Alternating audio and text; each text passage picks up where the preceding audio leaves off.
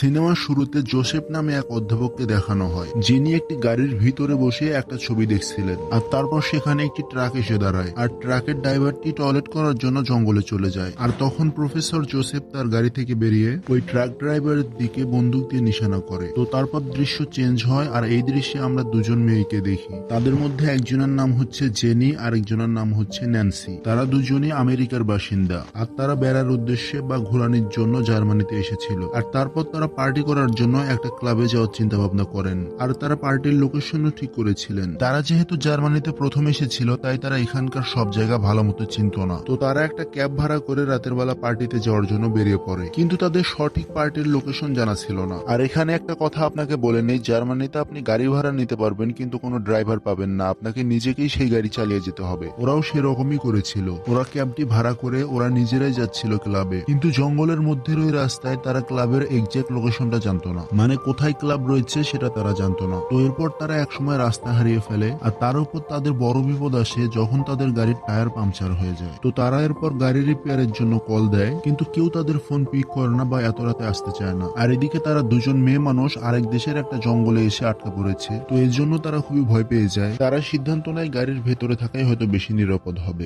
রাস্তা দিয়ে যদি কোনো গাড়ি আসে তাদের কাছ থেকে সাহায্য নেওয়ার কথা ভাবে। কিছুক্ষণ পর সেখানে একটা গাড়ি দেখা যায় এবং তারা হেল্প চায়। আর সেই গাড়িতে একটা বৃদ্ধ লোক ছিল, যে কিনা ওই দুজন মেয়েকে মাঝরাতে একা পেয়ে কোন নজরে তাকায়। আর এতে ওই মেয়ে দুটো খুব ভয় পায়, আর এরপর গাড়ির ভেতর থেকে দরজা লক করে দেয়। তারপর ওই বৃদ্ধ তার গাড়ি নিয়ে চলে যায়। একটু পর তারা এবার গাড়ি থেকে বের হয়। তারা আসলে এই আশা নিয়ে বের হয় যে আশেপাশে কোনো বাড়ি ঘর খুঁজে পাওয়া যায় কিনা, কারণ এত মাঝরাতে এখানে থাকা খুবই অনিরাপদ। তো যাই হোক, তারা আস্তে আস্তে ভয়ে ভয়ে এগোতে থাকে। তারপর দূরে একটা বাড়ির লাইট দেখতে পায়, আর তারা তখন একটু আশার আলো পায়। সেই বাড়ির দিকে এগোতে থাকে, আর হঠাৎ করে বৃষ্টি শুরু হয়ে যায়। তো দুজনেই ওই বৃষ্টিতে ভিজতে ভিজতে ওই বাড়ির দরজার সামনে এসে দরজায় টোকা দিতে থাকে। আর বাড়ির ভেতর থেকে সেই প্রফেসর জোসেফ বের হয়, যাকে আমরা সিনেমার প্রথমে দেখেছিলাম। তো এই মেয়ে দুটো জোসেফকে তাদের সমস্যার কথা বলে এবং জোসেফকে রিকোয়েস্ট করে কার ঠিক করার জন্য যে এমার্জেন্সি নাম্বার আছে সেখানে কল করার জন্য, কারণ তাদের ফোনে নেটওয়ার্ক ছিল না। প্রফেসর তাদেরকে ভেতরে আসতে বলে, আর প্রফেসরের বাড়ির ভেতরে ঢুকে তারা অদ্ভুত রকমের কিছু ছবি বা প্রিন্টিং দেখতে পায়। যাই হোক, তারা যখন ছবিগুলো ভালো করে দেখে তখন তারা বুঝতে পারে এটা খুবই ভয়ঙ্কর বা খুব ডিস্টার্বিং বা বাজে কিছু ইঙ্গিত করছে। তারপর জোসেফ তাদের বলে, তোমরা কারা? তখন মেয়ে দুটো বলে, আমরা আমেরিকাতে থাকি আর জার্মানিতে ঘুরতে এসেছি। এরপর মেয়ে দুটো আবারও প্রফেসরকে রিকোয়েস্ট করে ইমার্জেন্সি নাম্বারে একটা কল দেওয়ার জন্য, কিন্তু প্রফেসর জোসেফ তাদের কথা ইগনোর করে এবং আবার জিজ্ঞেস করে, তোমরা দুজনকে আত্মীয়? মেয়ে দুটো বলে, না, আমরা খুব ভালো বন্ধু। এরপর জোসেফ পানি আনার জন্য রান্নাঘরে যায়, আর যাওয়ার সময় কানে ফোন নিয়ে একটা ফোন করার নাটকও করে, যা দেখে ন্যান্সি ও জেনির মনে হয় হয়তো জোসেফ কার রিপেয়ারের কাছে ফোন দিয়েছে। তো এরপর আমরা দেখি জোসেফ পানির ভেতর অজ্ঞান হওয়ার মেডিসিন মিশিয়ে দেয়, আর পানি দেবার পর ন্যান্সি পুরো গ্লাসের পানি খেয়ে ফেলে, কিন্তু জেনির হাত থেকে গ্লাসটি নিচে পড়ে ভেঙে যায়, যা দেখে জোসেফ অনেক রেগে যায় আর পানি মোছার জন্য নিচে তোয়ালি বা টাওয়াল আনার জন্য যায়। তো আমরা দেখি জোসেফ নিচে এসে টাওয়েল বা তোয়ালি না নিয়ে একটা ইনজেকশন রেডি করছে, আর উপরে কিন্তু ন্যান্সি অলরেডি অজ্ঞান হওয়া শুরু করে দিয়েছে, কিন্তু জেনি যেহেতু পানি খায়নি, ওর কোনো কিছু হয়নি। যাই হোক, প্রফেসর যখন উপরে আসে, জেনি তখন তাকে আবারও বলে কার রিপেয়ারের জন্য ফোন দিতে। জোসেফ এবার না করে দেয়, আর সে খুব দ্রুত জেনির গলায় ওই ইনজেকশনটা পুশ করে দেয়, যার কারণে জেনিও অজ্ঞান হয়ে যায়। ন্যান্সি ও জেনি যখন জ্ঞান ফিরে পায়, তখন তারা দেখে তারা প্রফেসরের ল্যাবে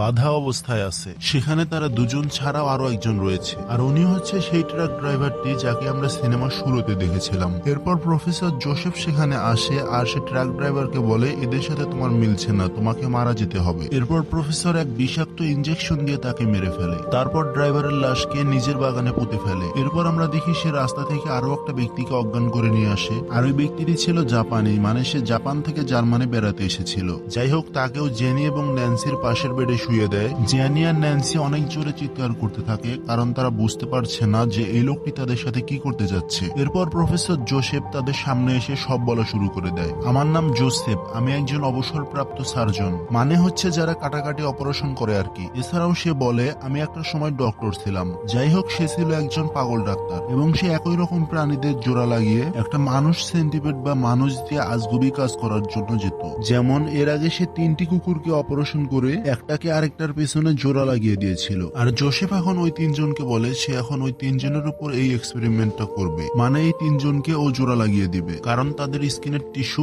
একে অন্যের সাথে মিলেছে। তো তারপর প্রফেসর তাদের উপর কি অপারেশন করবে সে সম্পর্কে বলা শুরু করে, যেটা শুনে আমি নিজেই ভয় পেয়ে গিয়েছি। প্রফেসর বলে প্রথমে সে ওদের হাঁটুর যে লিগামেন্ট আছে বা যে জিনিসটার মাধ্যমে দুইটা হাড়ে জয়েন্ট থাকে সেইটা কেটে সরিয়ে দেবে, যার ফলে ওরা আর কখনোই দাঁড়াতে পারবে না, এভাবে হয়ে থাকবে। তো তারপর তারা যেটা করবে দেখতেই পাচ্ছেন, ও তো পরপর 3টা মানুষ এভাবে সাজাবে। পেছনের যে 2জন মানুষ থাকবে তাদের মুখের ঠোঁট, দাঁত, জিবলা সব বের করে ফেলবে, আর সেটা লাগিয়ে দেবে হচ্ছে মাঝখানে যে মানুষটা থাকবে ওর পেছনে, মানে ওর পায়ে পথে ওর মুখ লাগিয়ে দেবে। তো এরপর এভাবেই সবার সামনে যে থাকবে তার পায়ে পথে মুখ লাগিয়ে দেবে হচ্ছে মাঝখানে যে থাকবে তার। এর ফলে কি হবে, প্রথম জন যদি কিছু খায় সেটা ওর পেটের ভিতর যাবে, সেখান থেকে ডাইজেস্ট হয়ে মানে ওর মল বা মূত্র সেটা ওর মুখ দিয়ে যাবে ওর পেটে, সেখান থেকে ওই মল যাবে আবার তার পেছনের পেটে। তারপর লাস্টে ও হচ্ছে ফাইনালি টয়লেট করবে, মানে এই 3জন মানুষকে একটা মানুষ বানিয়ে ফেলবে, মানে বোর্ডে যেরকম দেখতে পাচ্ছেন আর কি। তো এইটা শুনে তো আমার নিজেরই কেমন যেন গা ঘিন ঘিন করছে। তো বুঝতেই পারছেন ওদের কেমন লাগতে পারে। এটা কাজ কোনো সুস্থ স্বাভাবিক মানুষের পক্ষে সম্ভব না। প্রফেসর কোন লেভেলের পাগল ছিল বলে এই ধরনের চিন্তা তার মাথায় এসেছে বুঝতেই পারছেন। এখানে একটা বিষয় না জানালেই নয়, এই পাগল ডাক্তার কিন্তু এই প্রথমবার 3জন মানুষের উপর এই এক্সপেরিমেন্টটা চালাতে যাচ্ছে। যাই হোক, সবার আগে জাপানি যে লোকটা আছে সেই লোকটাকে ইনজেকশন দিয়ে জোসেফ অজ্ঞান করে ফেলে, আর এইসব দেখে জেনি অনেক চিৎকার করতে থাকে। আর তখনই প্রফেসর তার কাছে এসে তাকে আবারও অজ্ঞান হওয়ার ইনজেকশনটা লাগিয়ে দেয়। আর এদিকে ন্যান্সি তার দাঁত দিয়ে তার হাতের বাঁধন খুলে সেখান থেকে পালাতে শুরু করে, কিন্তু তার হাতে সুই লাগানো ছিল, যার ফলে টান লেগে সেখান থেকে রক্ত বের হতে শুরু হয়। সে ভাগ্যক্রমে সেখানকার একটা রুমে গিয়ে দরজা বন্ধ করে দিতে সক্ষম হয়, কিন্তু প্রফেসর সেই ঘরের জানালা ভেঙে সেই ঘরে চলে আসে। তবে ন্যান্সি সেখান থেকেও পালিয়ে যায়, আর তারপর দেখি সে একটা সুইমিং পুলে পড়ে গিয়েছে। সেখানেও প্রফেসর বন্দুক নিয়ে চলে আসে, কিন্তু ভাগ্যক্রমে তখনই সেখানে বিদ্যুৎ চলে যায়, যার কারণে ন্যান্সি আবারও পলানোর একটা সুযোগ পায়। পালাতে পালাতে আবারও প্রফেসরের ল্যাবে আসে এবং জেনিকে মুক্ত করতে থাকে, কিন্তু ওদিকে জেনির শরীর তো অজ্ঞান ছিল, কিন্তু তারপরেও অনেক কষ্টে ন্যান্সি তাকে টেনে বাইরে বের করে আনে। আর তখনই সেখানে প্রফেসর এসে পেছন থেকে বন্দুক দিয়ে অজ্ঞান হওয়ার ইনজেকশন মেরে দেয়। ন্যান্সি জ্ঞান হারিয়ে ফেলে, আর তারপর প্রফেসর আবারও তাদেরকে ল্যাবে নিয়ে অপারেশন শুরু করে দেয়। সবার আগে হাঁটুর লিগামেন্ট বের করে, এরপর দাঁত বের করে, আর এরপর শরীরের বিভিন্ন জায়গায় মার্কার পেন দিয়ে মার্ক করে যে কোথায় কি করতে হবে বা কোথায় কতটুকু কাটতে হবে। তারপর সেই চিহ্নিত জায়গাগুলোর চামড়া কেটে ফেলে। অনেক সময় ধরে অপারেশন চলে, যাকে এই দৃশ্যগুলো ভিডিওতে অ্যাড করা যাবে না, কারণ এই দৃশ্যগুলো যদি আমরা অ্যাড করি তাহলে ভিডিওটা নষ্ট হয়ে যাবে। এটা আপনি সিনেমা থেকে দেখে নিন, আমি ট্রাই করবো সিনেমার লিঙ্ক দিতে। যাই হোক, অপারেশন শেষ হয়েছে, আর তার কিছুদিন পর আমাদের দেখানো হয় প্রফেসর জোসেফ ড্রিঙ্কস করছিল, তার নিজের হাতে বানানো হিউম্যান সেন্টিপেড মানে মানুষ চেল্লা তার সামনে শুয়ে রয়েছে। ওই 3জনের ক্ষত এখনো ঠিক মতো শুকায়নি, আর তাদের এমন ভাবে সাজানো হয়েছিল, সবার প্রথমে জাপানি ব্যক্তি, তারপরে ন্যান্সি এবং তারপরে জেনি। জেনি যেহেতু সবার শেষে ছিল, সেন্টিপেড বা পোকার যে একটা লেজ থাকে তাই তার পিছনেও একটা লেজ লাগিয়ে দেওয়া হয়েছিল। বুঝতেই পারছেন তাদের কি ধরনের যন্ত্রণা হতে পারে বা কেমন লাগতে পারে। তো প্রফেসর তাদের দ্বারা করিয়ে ছবি তুলছে এবং আনন্দ নিচ্ছে। তারপর সে ওই 3জনকে আয়নায় দেখায়। 3জনই তাদের এমন অবস্থা দেখে কান্না করতে থাকে, আর প্রফেসর তাদেরকে খাঁচার মধ্যে আটকিয়ে রাখে, আর তাদের সাথে জানোয়ারের মতোই ব্যবহার করতে থাকে। আর সে ওই জাপানি ব্যক্তিকে ঠিক সেভাবেই খাবার দেয় যেভাবে কুকুরকে দেওয়া হয়, আর ওদের সাথে কুকুরের মতোই আচরণ করা হতো। যাই হোক, জাপানি ব্যক্তিটির যখন টয়লেটে যাওয়ার প্রয়োজন হয় তার কিছুই করার ছিল না, তার সকল মলমূত্র ন্যান্সির মুখে চলে যেত, আর ন্যান্সিকে সেটা খেতে হতো, যা ভাবতে আমার বমি আসছে।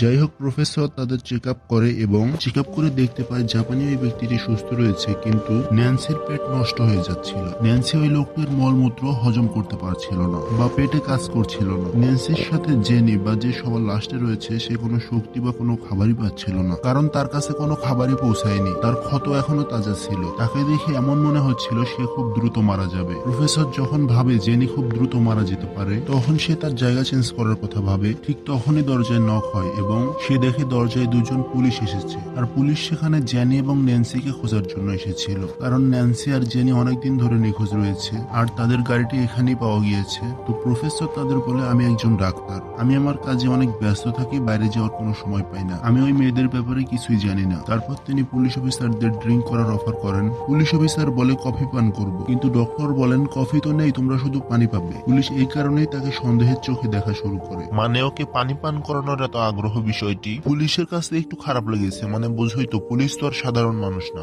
যাই হোক, তারপর প্রফেসর তাদের পানিতে ড্রাগ মিশিয়ে নিয়ে আসে, আর পুলিশ তাকে বলে তোমার বাড়িতে ওই মেয়েদের আওয়াজ শুনতে পাওয়া গিয়েছে, এছাড়া একটা ট্রাকও পাওয়া গিয়েছে তোমার বাড়ির আশপাশে, যেটা ড্রাইভার আজও খুঁজে পাওয়া যায়নি। এরপর প্রফেসর তাদের উপর জোরে চিৎকার করে পানি পান করতে বলে, আর একজন পুলিশ সেই পানি ফেলে দেয়। আর এইখানেও জোসেফ তোয়ালি আনার কথা বলে ইনজেকশন নিতে যায়, যাতে করে সেই ইনজেকশন দিয়ে তাদের অজ্ঞান করতে পারে, কিন্তু এবার পুলিশের সামনে সে ধরা পড়ে যায়। তখন প্রফেসর তাদেরকে বলে, আপনারা কোনো প্রমাণ ছাড়া আমাকে বিরক্ত করতে পারেন না, কোনো ওয়ারেন্ট ছাড়া আমাকে দোষারোপ করা যাবে না। তো এর ফলে পুলিশ ওয়ারেন্ট নিতে চলে যায়। তারপর প্রফেসর তার ল্যাবে আসে, কিন্তু সেখানে তার সেন্টিপেড দেখতে পায় না, কারণ তারা লুকিয়েছিল। প্রফেসর যখন ওদের না দেখে ওদের কাছে আসে, তখন জাপানি যে ব্যক্তিটা ছিল, মানে সেন্টিপেডের যে সামনের ব্যক্তিটা ছিল, সে একটা ছুরি দিয়ে তার পায়ে মারে। আর সে যখন পড়ে যায়, গলায় কামড় দিয়ে মাংস বের করে ফেলে। তো সে যখন পড়ে থাকে, ওরা তো নিচের একটা বেসমেন্টে রয়েছে, তাদের খাড়া একটা সিঁড়ি বেয়ে উপরে উঠতে হবে। এরপর অনেক কষ্ট করে তারা উপরে উঠে যায়। আসলে তাদের হাঁটুর লিগামেন্টস বের করে নেওয়ার কারণে তারা তো আর হাঁটতে পারছিল না। আর ঠিক তখনই ডাক্তারের জ্ঞান ফিরে আসলে সে হামাগুড়ি দিয়ে তাদেরকে খুঁজতে শুরু করে। দেখা যায় জাপানিজ লোকটি এদিকে জানালার কাঁচ ভাঙতে চেষ্টা করছিল, এবং ঠিক তখনই ডাক্তারও এসে সেখানে উপস্থিত হয়। আর এভাবে বাঁচার কোনো উপায় না পেয়ে জাপানিজ লোকটি একটি ভাঙা একটি কাঁচ দিয়ে তার নিজের গলা কেটে ফেলে, আর যাতে করে সে সেখানেই মারা যায়। আর এরই মধ্যে সেই পুলিশ দুজনও আবারও চলে আসে, কিন্তু তারা কাউকেই সেখানে দেখতে পায় না। এরপর ভিতরে ঢুকে ঘর ও বারান্দায় বিভিন্ন জায়গায় খোঁজাখুঁজি শুরু করে। এরই মধ্যে এক পুলিশ অফিসার তাদের তিনজনকেই খুঁজে পায়। তখনই অপর দিক থেকে একটা গুলির শব্দ শোনা যায়, আর অন্য পুলিশ অফিসারটি তখন তার সঙ্গীকে খুঁজতে চলে যায়। আর সে দেখতে পায় তার সঙ্গী তখন মৃত অবস্থায় পড়ে রয়েছে। এরপর প্রফেসর তার বন্দুক দিয়ে আরেক পুলিশ অফিসারকেও গুলি করে মেরে ফেলে। দেখা যায় মরার আগে সেই পুলিশ অফিসারও গুলি করে দিয়েছিল, আর সেখানেই তারা দুজনেই মারা যায়। আর ডাক্তারের তৈরি হিউম্যান সেন্টিপেডের সাথে মুভিটি এখানেই শেষ হয়ে যায়। তো আমরা আজ জানতে পারি না ন্যান্সি আর জেনির সাথে এরপর কি করা হয়েছিল। তবে তোমরা যদি এই মুভির পার্ট 2 দেখতে চাও তাহলে কমেন্টে জানাও। কিন্তু প্রশ্ন হচ্ছে, তার আগে তাদের সেই আগের সৌন্দর্য জীবনটা আবারও ফিরে পাবে? আর বন্ধুরা, শেষে একটি লাইক দিয়ে চ্যানেলটি সাবস্ক্রাইব করুন, যাতে নতুন নতুন মুভি এক্সপ্লেন চলে যায় আপনার দরজায়। আর যাচ্ছি তবু যাচ্ছি না, দেখা হচ্ছে নতুন কোনো গল্প নিয়ে। ততক্ষণ পর্যন্ত ভালো থাকুন, সুস্থ থাকুন, আল্লাহ হাফেজ। আর তুমি যদি রোমান্টিক মুভি লাভার হও তাহলে এই মুভিটা তোমার জন্য।